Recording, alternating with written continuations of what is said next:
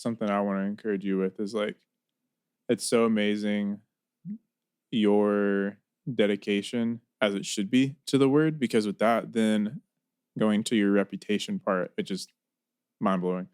Like you're able to give a clear picture and a proper representation of the Lord's reputation to your kids. Not Facts. only displaying that, but then articulating that, Facts. ensuring that any sort of misconceptions or any sort of like distortions that they're told from like our culture or friends or like Oh yeah. whatever Yeah. can be protected. Yeah. Because then as well, something that like you sharing that protects, which kind of goes towards like the birthright part that you're talking about. Because Yep. the idea that the Lord gave me as far as like the birthright goes for like modern times is our word legacy.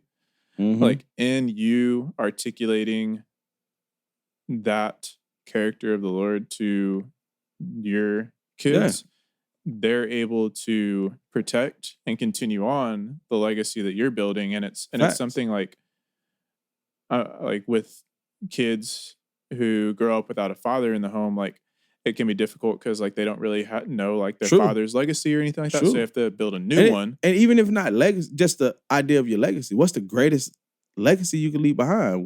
What's the greatest thing that your child can say you left them with? What, $1 billion? Nah. No. It's the God that my father served. Yep.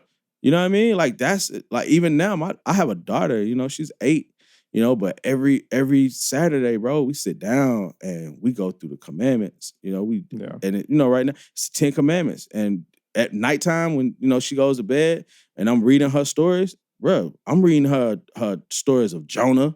Amen. Because they're short books, right? You know, Yep. so we read Jonah, read about Jacob and Esau. You know what I mean?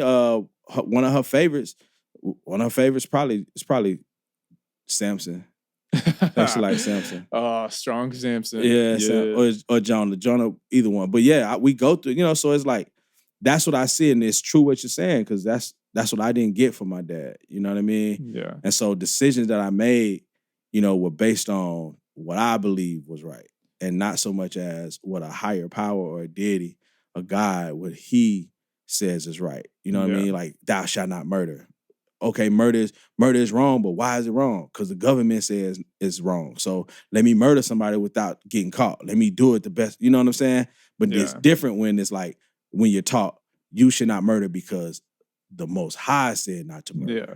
You know, your creator said not to murder. So those words go way further. So with my daughter, rather than when I'm teaching her not to steal, I don't teach her you shouldn't steal because daddy say so. Or because you'll go to jail. Like, you know what I'm saying? That's not why. No, you shouldn't steal because Yahweh said not to steal. Yeah. You know and what I it's mean? so good to like raise the value and the reverence for like his word, because like that's something that I think is kind of screwed up in some people's minds, is like go to marriage, for example. Yeah. It's something like, why do some people maybe in the church think that like homosexual marriage is okay? Is because they think it's just like a contract with United States of America or the state of Texas or Tennessee. Yeah. But whenever it's no, like the Lord created marriage, and it's something that he defines it, his word defines it, not any state or anything like that. And so, and you can apply that to murder, stealing,